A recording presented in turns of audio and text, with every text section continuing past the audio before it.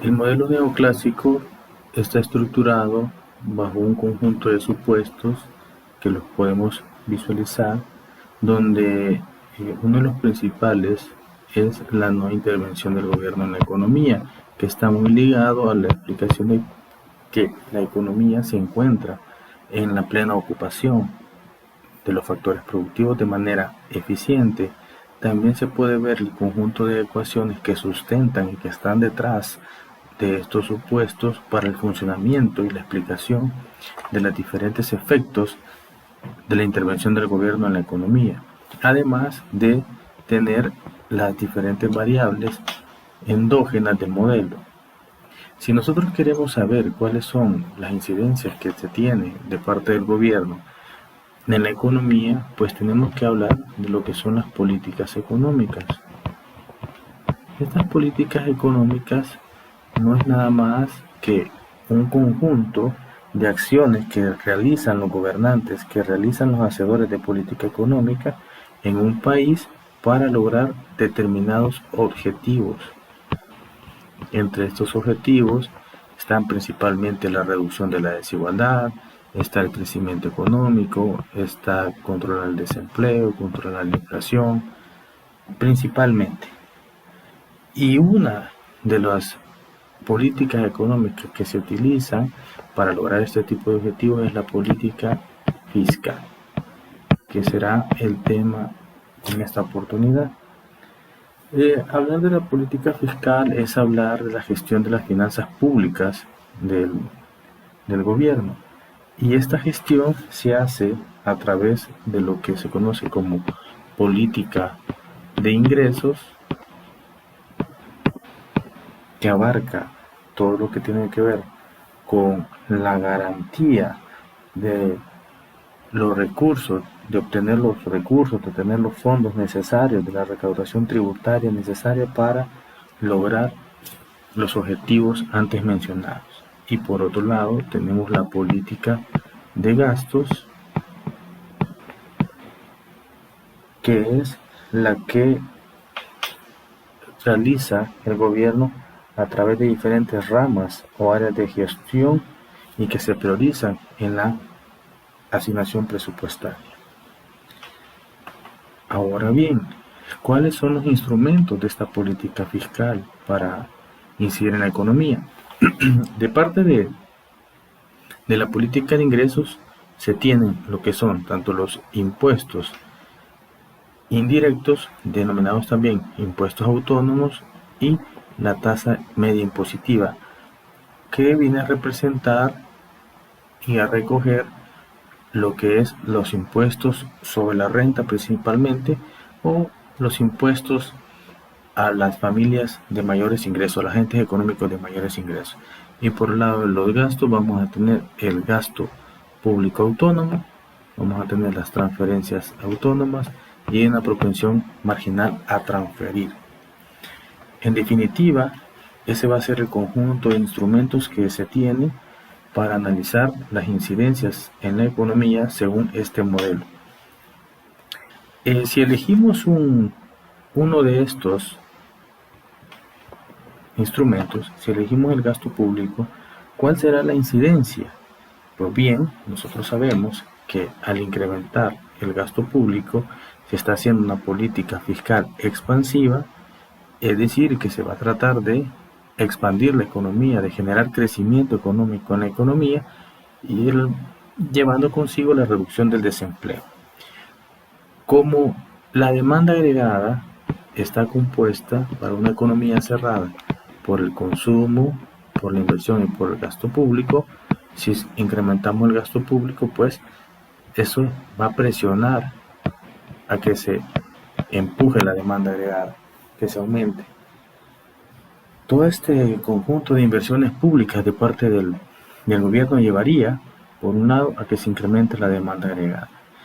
Como dentro de la estructura del modelo también nosotros tenemos a la curva IS, que representa en cierta medida el mercado de bienes, esta llevaría también a incrementar la curva IS. Por un lado, este incremento de la demanda agregada presionaría para que nosotros tuviéramos un exceso de demanda agregada, y el desplazamiento de la curva Y presionaría para que la tasa de interés se incrementara y el nivel de producción se incrementara. Que este incremento de la producción viene dado para satisfacer y contrarrestar este desequilibrio de demanda agregada. Es importante mencionar que dentro de la estructura del modelo neoclásico, que se basa en la teoría cuantitativa del dinero, al incrementarse las tasas de interés, sucede algo que se conoce como la reducción de la preferencia por el dinero, que está recogida en el parámetro K de la ecuación de la teoría cuantitativa del dinero, que esto hará que se reduzca la demanda de dinero. Cuando se tiene un nivel de producción superior al que teníamos, y dado que la economía está en producción de pleno empleo, nosotros vamos a presentar un exceso de producción. Y ese exceso de producción va a presionar a que en la economía se dé el incremento de precios. Es decir, este sería el mecanismo por el cual un aumento del gasto público llevaría a un incremento de los precios. Y este incremento de los precios provocaría toda una serie de ajustes en los mercados. Podemos ver que en un momento el incremento del nivel de precios provocaría en el mercado laboral que los salarios reales cayeran, llevando a incrementar la demanda de trabajo, generando un exceso de demanda de trabajo. Este exceso de demanda de trabajo, y dado que tenemos plena ocupación, provocaría que las empresas, que los capitalistas no encontraran el recurso necesario en los mercados y por tanto tendería a incrementar el salario nominal. ¿Hasta qué punto incrementaría el salario nominal? Hasta el punto en el que se iguale nuevamente la oferta con la demanda de trabajo. Y por el otro lado, el incremento de los precios también ocasionaría un desequilibrio, como lo mencionamos anteriormente, en el mercado monetario. Si nosotros analizamos la oferta de saldos reales de esta manera, podemos ver que se reduciría la oferta de saldos reales, que esta lo visualizamos en la curva LM, y por tanto la curva LM generaría un desplazamiento hacia la izquierda, una reducción de la curva LM, que llevaría también a un incremento de las tasas de interés nuevamente. Bien, por otra parte, podemos ver que, dada la teoría cuantitativa del dinero, donde la cantidad de dinero es igual al parámetro K por los precios por el nivel de producción, si se incrementa el nivel de precios, pues eso va a modificar la demanda de dinero, como lo comentamos anteriormente. Y estas serían todas las implicaciones que se dan en la economía. Como podemos ver, en un primer momento tenemos que en el sector real se da un incremento de la producción, pero que luego, dado que los precios están subiendo, se comienza a reducir, dado el incremento de la tasa de interés, se comienza a reducir lo que es la inversión, y esto provoca que el nivel de producción caiga. Se comienza a reducir también por el mercado de trabajo, dado que la producción está descendiendo, el salario nominal está aumentando y se está requiriendo menos trabajadores. También se presiona para que el nivel de producción se reduzca. Como efecto final de todo este proceso, se tiene que las variables reales no se han modificado, no han cambiado, el sector real de la economía no se ha modificado, y el producto, hemos visto que el producto retorna a su nivel inicial. En un primer momento va a aumentar, pero la subida de precios va a hacer que retorne al inicio. Otro efecto que va a tener es que sí es cierto que este nivel de producción va a retornar al inicio, pero va a retornar al inicio con una tasa de interés elevada. Otra implicación es que al no darse los cambios en el sector real, lo que sí se puede visualizar es lo que conocemos como un efecto desplazamiento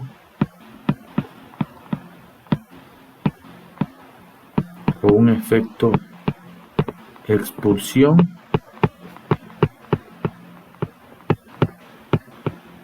total.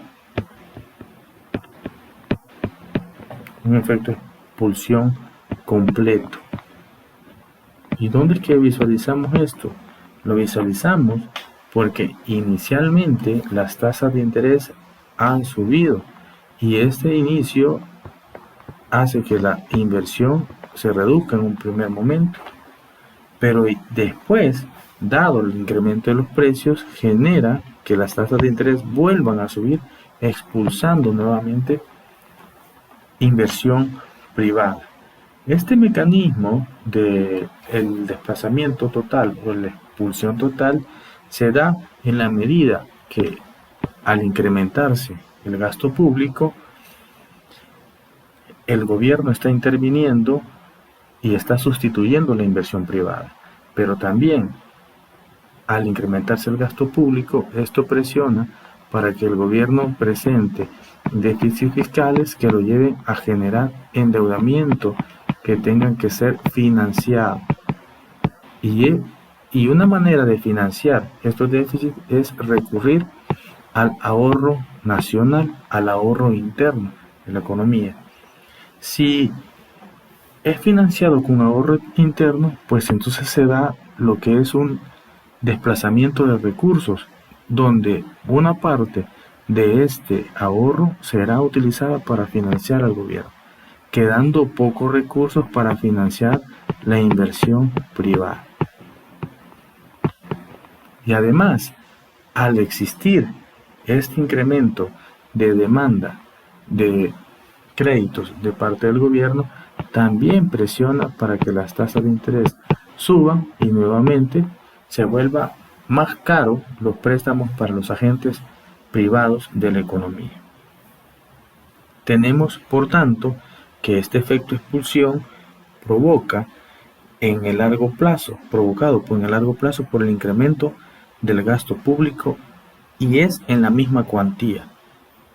El incremento del gasto público a largo plazo desplaza la inversión privada en la misma cuantía. ¿Cuáles son los efectos? Si quisiéramos puntualizar los efectos de una política fiscal expansiva en este modelo neoclásico serían que el nivel de producción se mantiene, tenemos que el nivel de empleo se mantiene, tenemos un salario real que se mantiene, y lo único que ha sucedido es que se ha incrementado el stock monetario, que se han incrementado los precios, que se han incrementado los salarios nominales y que se ha incrementado la tasa de interés. Esos son los efectos. Por tanto, podríamos concluir, bajo estos efectos, que la política fiscal expansiva en el largo plazo es inefectiva. Ahora bien, si nosotros queremos visualizar los efectos de manera gráfica, pues tenemos este conjunto de gráficas representadas por las ecuaciones que teníamos anteriormente, y si nos quisiéramos centrar en el sector real de la economía, pudiéramos ver que este incremento de la demanda agregada visualizada a través de un desplazamiento a la derecha de la curva IS, que si nosotros visualizamos en un primer momento donde no existe una modificación de las tasas de interés, el nivel de producción tendría que llegar a este nivel A'. Pero dada el ajuste que se da en el mercado monetario, las tasas de interés comienzan a subir y llegamos a momento B, donde tanto el mercado monetario como el mercado de bienes están en equilibrio. Este nivel de producción se va a corresponder con el desplazamiento de la demanda agregada a los precios iniciales y tendríamos una demanda agregada asterisco en este punto B. ¿Qué pasaría con la teoría cuantitativa del dinero? ¿Qué es lo que ha sucedido? Sabemos que la demanda de dinero depende del nivel de producción y por tanto lo que tendríamos sería un movimiento sobre la curva de la demanda de dinero. Pero también visualizamos que el incremento de la tasa de interés reduce esa preferencia por el dinero, haciendo que el parámetro K se haga más bajo y generando un desplazamiento en pivotaje de la demanda de dinero en un primer momento, para mantener el equilibrio en el mercado monetario. Este punto es al que llegamos donde decimos que el nivel de producción está por encima del nivel de producción potencial y va a comenzar a presionar a la subida de los precios. Además, si nosotros vemos en este plano donde se tendría ese nivel de producción y esta decisión de maximización del beneficio, donde sería tangente a una recta isobeneficio, podremos identificar que para ese nivel de producción se necesita, se requiere, se demanda mayores trabajadores para ese punto. Pero los trabajadores en ese punto solo están dispuestos a ofertar una cantidad inferior de horas de trabajo respecto al de equilibrio. El incremento de los precios, como podemos visualizar, irá subiendo, producto del empuje de la demanda agregada, principalmente producto del empuje de las necesidades de requerimiento de parte de las empresas, y tendremos que a este nivel B se va a corresponder con ese inicio de un ajuste de precios característico de los enfoques neoclásicos. ¿Hasta qué punto se llegará a detener esa subida de precios? Se llegará a detener hasta el punto donde se llegue a la producción inicial, a la producción de pleno empleo. Y es ese incremento de precios que hará, por un lado, que el mercado monetario se ajuste. ¿Cómo se va a ajustar? Pues desplazando la curva LM hacia la izquierda, haciendo que las tasas de interés se vuelvan a elevar, y en el caso de la teoría cuantitativa del dinero, provocando un nuevo desplazamiento de tipo pivotaje, manteniendo el intercepto y regresando nuevamente al punto inicial que se tenía. Este incremento de precios, como lo mencionamos, llevará a que en el mercado de trabajo se dé un ajuste vía incremento del salario nominal hasta retornar a nivel de empleo de equilibrio. Es decir, que en un primer momento se aumenta la producción y luego se cae por el incremento de los precios. Ahora, para finalizar, podemos ver el efecto desplazamiento. En este punto B, donde las tasas de interés habían incrementado un poco, podemos denotar que la inversión caía en cierto porcentaje, pero el empuje de los precios hace que las tasas de interés vuelvan a incrementarse en un segundo momento, y esto hace que la inversión vuelva a caer. Y es esta pérdida de inversión, es esta variación de inversión lo que hemos denominado como efecto desplazamiento total o efecto expulsión completo, provocado por la variación del gasto público inicial que generó este movimiento de la demanda agregada y de la curva IS. Y por tanto podemos ver que el nivel de producción llegó a ser el inicial, es decir, que no se modificó, que el nivel de empleo también llegó a ser el mismo que el inicial, que el salario real también sigue siendo el mismo y que lo único que se modificó fueron los precios, las tasas de interés, se modificó la cantidad de dinero en circulación y se modificaron los salarios nominales, enfatizando nuevamente en que la política fiscal en el largo plazo es inefectiva, no tiene aplicabilidad y no tiene incidencia en la economía.